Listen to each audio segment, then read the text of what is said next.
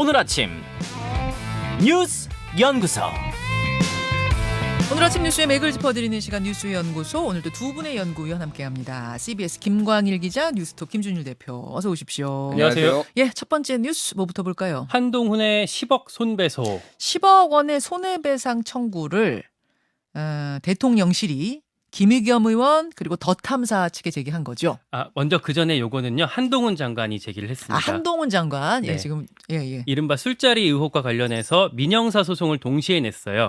먼저 민사는 법원에 손해배상 청구 소송을 제기한 건데 김의겸 의원이랑 더 탐사 관계자 그리고 제보자까지 다 합해서 10억 원 규모로 했습니다. 예. 이 제보자는 그러니까 전 여자친구와의 통화 녹취를 제보했는데 그 여자친구가 거짓말한 걸로 드러났잖아요. 그렇죠. 같이 걸었고 그리고 형사적으로는 이들 모두를 경찰에 허위사실 유포 혐의로 고소를 했습니다. 네. 10억 원이면 사실 이런 명예훼손 손배치고는 되게 큰 액수거든요. 여기에는 좀 정치적 포석도, 그러니까 물론 한동훈 장관이 되게 모욕적이라고 느꼈고 또 뭐 사실관계를 바로잡기 위해서 이렇게 걸었다고 볼 수도 있겠지만 어떤 그 무리한 의혹 제기를 끝까지 엄단하는 그런 이미지를 네. 가져가려는 전략이 뭐 포석으로 깔려 있다 이렇게 볼 수도 있을 것 같습니다. 예. 여기에 대해서 김의겸 의원은 곧바로 당당하게 응하겠다 이렇게 페이스북에 답을 했습니다. 그런데 다만 이렇게 덧붙였어요. 검찰, 경찰, 법원에 영향력을 끼칠 수 있는 현직 법무장관이 법적 다툼을 벌이는 게 맞는지 돌아보라. 뭐 이해충돌 여지가 있다 이런 식으로 언급을 했습니다. 그래요. 어제 이제 이게 있었고 제가 지금 잠깐 왜 헷갈렸냐면 어제 대통령실에서의 고발도 있었잖아요. 김종대 전 의원이랑 방송 진행자 김어준 씨를 같이 고발했는데 어제 그러니까 고소 고발 큼직한 거 두 개가 있어갖고 예, 하나는 대통령실, 하나는 한동훈 장관. 자, 대통령실의 고발은 김종대 전 정의당 의원 예. 그리고 김어준 씨예요. 예, 천공스승 얘기했던 걸로 걸었어요. 네. 그러니까 김종대 전 의원이 TBS 라디오에서 이렇게 말을 했습니다. 천공이 지난 3월에 육군 참모총장 공관에 다녀갔다는 말을 국방부 고위 관계자한테 내가 들었다. 그러니까 대통령 관제가 원래는 육참 총장 공관이었는데 이걸 천공이 둘러본 다음에 외교부 장관 공관으로 바뀌었다 이런 취지로 말을 한 거죠. 그거를 본 사람이 있다. 예. 천공이 온 걸 본 사람이 있다고 내가 들었다. 이렇게 방송에서 말한 거죠. 네, 그랬더니 대통령실이 이거 가짜 뉴스다. 라고 하면서 김 전 의원이랑 이 방송을 진행했던 김어준 씨까지 해서 허위사실 유포 혐의로 다 고발을 했습니다. 예. 대통령실이 이렇게 직접 고발했던 거는요. 윤석열 정부 안에서 민주당 장경태 의원 사례가 처음이었고 이번이 두 번째입니다. 자, 이 장경태 의원에 이어서 어제 이제 고발까지 보면 김준일 대표. 네. 이 대통령실이 이런 이른바 가짜 뉴스에 적극적으로 대응하겠다 이런 방침이라는 거죠. 예, 일단 최근에 대통령실 개편이 있었어요. 뉴미디어 비서관실을 개편을 하고 지금 천효정 부대변인을 그쪽 뉴미디어 비서관실 행정관으로 발령을 했는데 네. 그 내용인즉슨 소위 말하는 가짜 뉴스에 대해서 대응을 강화하겠다, 적극적으로 하겠다. 그래서 뭐 20대, 30대도 뭐 인력도 충원하고 이런다고 합니다. 그래서 전체적인 기조가 이제 정부에 대해서 대통령에 대해서 특히 무슨 천공, 무슨 무속, 뭐 네. 김건희 여사 관련해서 공격의 도가 지나치다 가짜 뉴스들이 많다라는 뭐 이런 인식을 가지고 있는 것 같고 윤 대통령이 지난 1일에 대한민국 학술원 석학들하고 오찬 간담회를 했는데 여기서 가짜 뉴스를 추방하고 민주주의를 지키기 위해 디지털 규범을 만들어야 한다. 뭐 이런 얘기를 했어요. 이게 이제 기조가 이제 이런 것으로 이제 그러네요. 전체적으로 보는 거죠. 근데 이제 이 가짜 뉴스라는 게 도대체 뭐냐? 이게 이제 미국에서 2015년, 16년에 이제 대선 즈음에 트럼프가 이제 많이 쓰면서 이제 나온 건데 네. CNN한테도 CNN you are fake news, 뉴욕타임스한테도 you are fake news, 그리고 최근에는 뭐 MBC 그 비속어 논란 관련해서 보도에서도 악의적 가짜 뉴스 뭐 이런 얘기를 했어요. 그러니까 본인이 마음에 안 들면 다 가짜 뉴스냐? 뭐 이런 언론계 비판도 있고 뭐 보수 언론학자인 뭐 윤성민 서울대 언론정보학과 교수도 최근에 한겨레의 뭐 인터뷰에서 그런 얘기를 했습니다. 그러니까 가짜 뉴스에 대한 개념을 정교화해야 된다. 어쨌든 이런 논란들이 있어요. 그래서 지금 전체적으로 보면은 이제 뭐 강대강 대치 국면의 연장선상이다라고 이제 보면 될 것 같습니다. 저는 이제 주목했던 게 네. 김어준 씨의 진행가 뉴스공장 진행자인 김어준 씨한테도 이거를 이제 건 거예요. 네. 사실 이제 어제 그래서 저도 궁금해서 내용을 좀 들어봤는데 인터뷰 전문? 예, 인터뷰를 이제 다 들어봤는데 김어준 씨가 뭐 적극적으로 이거를 막 이렇게 주장을 한 건 아니고 김종대 의원이 주장을 하고 그거를 이제 질의응답을 하는 과정이었는데 언론에게까지 그러면 인터뷰를 하는 것이 상당히 이제 다 부담될 수밖에 없잖아요. 이런 식으로 언론에 걸면, 그러니까 김어준 씨가 과거에 음모론적 발언을 한 것과는 별도로 이거를 손해배상으로 이제 거는 게 맞느냐라는 좀 언론을 좀 탄압한다 이런 이미지가 좀 강해질 가능성이 상당히 높다라고 보여질 것 같고, 이제 민주당 같은 경우에는 좀 결집하는 분위기, 뭐 나는 장경태다, 뭐 이런 슬로건이 나오고 지금 뭐 이런 분위기예요.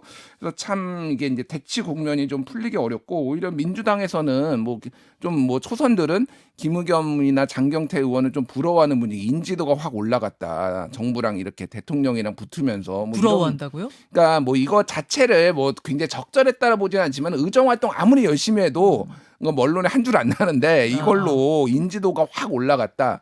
이게 이제 앞으로 선거를 앞두고 뭐 그런 저런 이제 언론 기사들도 이제 나오고 있는 상황입니다. 그래서 이 뭐 지금 기조로 볼 때는 어쨌든 계속 갈 것 같아요. 그리고 한동훈 장관 그 건 같은 경우에는 결국은 이거는 소위 말하는 면책 특권이 어디까지 이제 적용될 것이냐, 이게 관건인 것 같아요. 그래서 이제 2007년에 대법원에서는 허위성은 명백하게 인지하고 있으면은 아무리 국회의원이라 할지라도 면책 특권 대상 될 수 없다, 이런 판례가 있거든요. 그 부분이 이제 적용될지 그거 봐야 되고, 10억 원은 이렇게 걸어도 뭐 대충 한 1억 원 5천만 원 이렇게 나옵니다. 이거는 뭐 별 큰 의미는 없는 액수라고 봐야 될 것 같아요.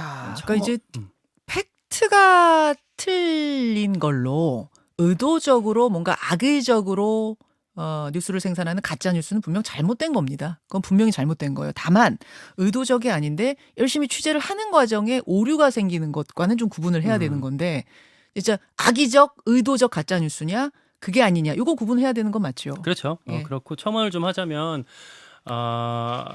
그런 얘기들을 해요. 흔히 여의도에서 정치인은 부고 빼고는 다 좋은 기사다. 그러니까 그만큼 인지도가 이제 정치인들은 이제 중요하게 여기기 때문에 그러는 예. 건데, 제가 김의겸 의원한테는 물어보지 못했지만 장경태 의원 같은 경우에도 오히려 좀 싫지 않은 눈치, 지금 국면을 오히려 좀 유리하게 바라보는 시각도 좀 있더라고요. 정치적으로는. 네, 그리고 어제 말씀하셨지만 저도 국회에 있다가 우리가 장경태다 이런 현수막 이제 기자회견 오는 거 보고 깜짝 놀랐는데, 그러니까 그만큼 선명성 경쟁에 대해서 단기적으로 좀 본인 정치에 도움이 된다라는 인식들이 정치권 안에 깔려 있는 것 같고요. 다만 지금 말씀하신 것처럼 이런 것들이 전체적인 신뢰도를 깎을 수 있다는 점들은 주의하셔야 될 것 같습니다.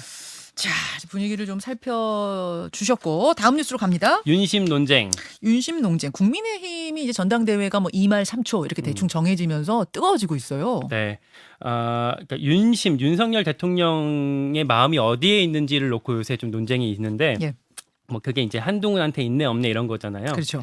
일단 이번 국면은 좀 정리되는 분위기입니다. 어떻게 정리됩니까? 윤석열 대통령 본인이 이거 아니라고 말을 했대요. 그러니까 한동훈 장관은 정치할 준비가 안 됐고 정치할 상황도 아니다라고 주변에 말한 것으로 전해집니다. 국민일보 보도에서 어제 나왔고요. 최근에는 친윤그룹에서도 공개적으로 그런 메시지를 많이 내고 있습니다. 특히 어제 주목이 많이 된 건 네. 장제원 의원이었어요. 장제원 의원. 아예 이 논란을 처음 촉발시켰던 주호영 원내대표가 수도권 뭐 MG 이런 얘기를 했던 주호영 대표를 작심 비판했습니다.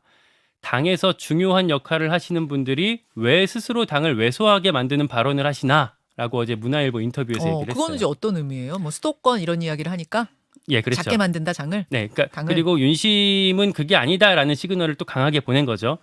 그리고 또 하나 장제원 의원이 어제 오후에 국회에서 김기현 의원이랑 30분 동안 비공개 회동을 했대요. 이걸 두고 뭐 김장연대가 재점화됐다, 뭐 친윤계가 뭐 김기현으로 교통 정리가 됐다, 뭐 이런 해석 기사가 일부 매체에서 좀 나오고 있고요. 뭐 저는 좀 그 과한 해석으로 봅니다만, 어쨌든 이런 전당대회가 얼마 안 남았으니까 친윤이 뭐 이런 어떤 흐름으로 갈지 좀 앞으로 주목해야 될 것 같습니다. 주호영 원내대표가 그 수도권 뭐 MG 소구력 공천 안정적 공천 이 얘기를 한 게 원론적이라고 볼 수도 있지만 대통령실을 두 번, 그러니까 관절을 두 번 갔다 온 다음에 나온 그 타이밍 때문에 이게 다들 해석을 그렇게 했던 거 아니에요? 김준일 대표. 네. 일단 관저 정치를 주목해 볼 필요가 있어요. 지난달 25일에 여야 지도부, 그러니까 여야가 아니라 여당 지도부 비대위원들이 만났잖아요. 네. 그때. 예. 근데 그거에 앞서서 한 22일이나 23일쯤에 윤핵관 4인방 부부가 만찬을 했다, 이게 알려졌고, 그런 다음에 30일 지난주 수요일에 김기현 의원 3시간 독대. 그런 다음에 밤에 주호영 원내대표 긴급 심야 회동. 네. 그런 다음에 3일 지난 토요일에 주호영 원내대표가 그 세 가지 조건 발언. 네. 그리고 그날 또 한동훈 장관하고 이상민 장관 만났다. 이것까지 이제 같이 딱 이제 물려서 나온 거예요. 네, 네. 그래서 지금 대통령이 면접 보고 있냐 당대표 후보들 뭐 심지어는 당대표 후보들 다 만날 거다 이런 대통령실 관계자발 언론 멘트도 나오니까 이게 좀 부적절하다. 이런 이제 얘기가 있고 한동훈 띄우기가 이게 어떤 당무 개입 아니냐, 당무 개입 안 한다면서. 그러니까 이 지금 상황을 보면은 이런 것들에 좀 부담감을 대통령실이 느껴서 선을 그은 거 아니냐 이렇게 보여져. 어저께 한꺼번에 쏟아졌거든요. 기사가 밤에 네, 저녁에. 그래서 막 아까 얘기했 국민일보 제목은 한동훈 정치할 준비 안 됐고 지금 정치할 상황도 아니다. 중앙일보 한동훈 차출세 반대 장관 할 일 많은데 왜 자꾸 말이 나오나.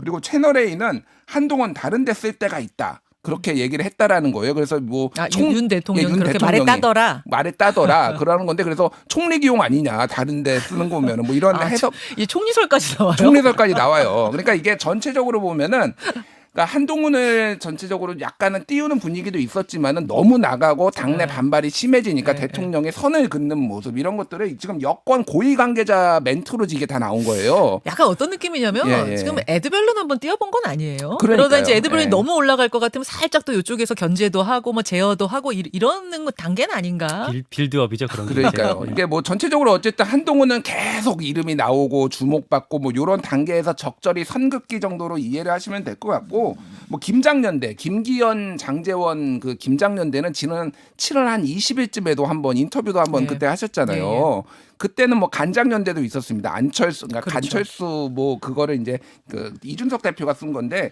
그래서 이거를 정말로 유의미하게 윤심이 있다고 봐야 될 것이냐 아니면 장제원 의원의 뭐 개인적 플레이냐 이것도 조금 더 지켜봐야 될 것 같아요. 장제원 의원의 지금은. 개인적 플레이냐 아니면 주호영 원내대표의 그냥 개인적 소신을 밝힌 것이냐 진짜 윤심이 들어간 거냐. 김광일 기자가 취재 좀 해보셨어요? 주호영 원내대표? 뭐 조호영 원내대표 쪽은 여러 번 제가 물어봤는데 네. 뭐 그냥 원론적인 얘기를 한 건데 원론적인 거다? 침소봉대됐다 이런 얘기들을 하고요. 그러니까 이런 상황도 굴러가는 것들 지금 뭐 한동훈이니 김기현이니 이런 이름들이 계속 나오고 있는데 국민의힘 취재하다 보면은 네. 요즘에는 윤심파리를 너무 하는 거 아니냐 이런 얘기들이 많이 나와요. 윤심파리가 뭐예요? 그러니까 대통령 뜻 팔아서 자기의 어떤 정치적인 일속을 다들 챙기는 거 아니냐. 그래서 이제 관저 갔다 온 것도 계속 이렇게 흘리는 거 아니냐. 나 이 정도의 사람이야 뭐 이런 식으로. 네, 뭐 그런 얘기들을 많이 하고 또 취재하다 들었던 인상적인 얘기들은 지금 윤석열 대통령이 누구를 만나고 그런 것들을 정할 시점이 아니지 않느냐. 지금 이렇게 너무 빨리 하면 오히려 리스크가 커지고 변수가 많아지기 때문에 만약에 한다고 하더라도 1월 중순쯤에는 할 거다. 지금은 그렇게 좀 해석하는 게 좀 이른 시기 같다라는 얘기들도 하더라고요. 네. 그래요. 다만 이렇게 얘기하는 것들이 전당대회를 어떤 활기를 준다는 측면에서는 뭐 국민의힘 입장에서 도움이 되는 측면도 있긴 한 것 같습니다. 그런 가운데 오늘 구우 민들레 모임, 뭐 새로운 이름은 국민공감. 예. 오늘 첫 공부 모임 한다면서요? 7시 반에 시작한다고 했으니까 지금 막 시작을 했을 거고요. 여기 장제원 의원, 권성동 의원 참석한다고 하니까 여기서 나올 반응들, 흐름들도 같이 짚어봐야 될 것 한 같습니다. 65명이 참석하는데 권성동 장제원 의원은 난 거기 모임엔 참여 안 하는데 오늘은 참석한다 그런 거죠? 그 장제원 의원 같은 경우 빠진다고 이제 얘기를 했었는데 일단 오늘은 간다고 합니다. 가는 것으로 잠시 후에 송원석 의원은 인터뷰로 만나보겠습니다. 하나만 더 보죠. 역대 최대 이혼 소송. SK 최태원 회장과 노소영 아트센터 나비관장 이혼 소송 얘기입니다. 네, 이혼 소송이 제기된 지 5년 만에 결론이 났습니다. 네. 법원이 665억 원의 재산 분할을 인정했는데요. 최태원 회장의 노소영 관장 쪽으로 현금 665억 원을 보내야 한다 이런 얘기가 되고요. 국내 재벌과 이혼에 따른 재산 분할 중에는 알려진 사례 중에서는 역대 최대 규모입니다. 그래요. 최태원 회장 쪽에서는 처음에 성격 차이로 이혼하겠다 이렇게 언론에 밝혔었는데 결국에는 혼외자가 존재했다는 점을 법원이 반영해서 최 회장한테 책임이 있다 이렇게 판단한 걸로 보입니다. 그렇군요. 알겠습니다. 여기까지 볼까? 또 덧붙이실 부분 있으세요? 이게 되게 중요한 게 그러니까 소위 말하는 특유 재산이란 게 있거든요. 이거는 그러니까 부부가 같이 형성한 게 아니라 원래 배우자가 가지고 있던 재산. 예. 그래서 이거를 이제 외국은 이 특유 재산보다는 이 배우자의 기여에 대해서 굉장히 많이 쳐줘가지고 법원이 막 1조 원씩 나오고 그러잖아요. 유명한 사람들. 그렇죠. 여기에서도 또 다시 재벌가에 대해서는 특유 재산을 인정해서 배우자의 기여를 거의 인정 안 해줬다. 라고 다시 봐야 되고 역대 최대 금액이 나오기는 했지만은 네, 네. 사실은 1조 원대 뭐 이런 뭐 처음에는 얘기까지 나왔었거든요. 이게 예. 인정이 되면은 그래서 그 전에 예를 들면은 이무재 고문하고 이부진 사장 그리고 최근에 조현아 부사장하고 그 부부 이런 것에서 다 굉장히 소액이 나왔거든요. 상대적으로 재벌가 안 되는 좀 보수적으로 계속 판결이 나오고 있다 이렇게 봐야 될 것 그러니까 같습니다. 재산 형성 과정에 노소영 관장이 영향을 끼친 게 크지 않다라고 판단을 한 것 같고 그래서 그러니까 법원에서는 그러니까 원래 그 노소영 관장은 주식을 이제 달라고 했었거든요. 근데 주식이 아니라 현금을 훨씬 더 적은 금액을 주는 걸로 결론이 나면서 네. SK 입장에서는 이제 뭐 경영권이나 지배 구조 이런 리스크들이 있었는데 그게 좀 방어가 된 셈이라고 그렇죠. 볼 수가 있겠습니다. 그렇죠. 원래 가지고 있던 형성했던 재산은 역시 이혼 때 분할하지 않는다는 게 이번에도 지켜졌다는 부분들 보면서 두 분 수고하셨습니다. 고맙습니다. 감사합니다. 김현정의 뉴스쇼는 시청자 여러분의 참여를 기다립니다. 구독과 좋아요, 댓글 잊지 않으셨죠? 알림 설정을 해두시면 평일 아침 7시 20분 실시간 라이브도 참여하실 수 있습니다.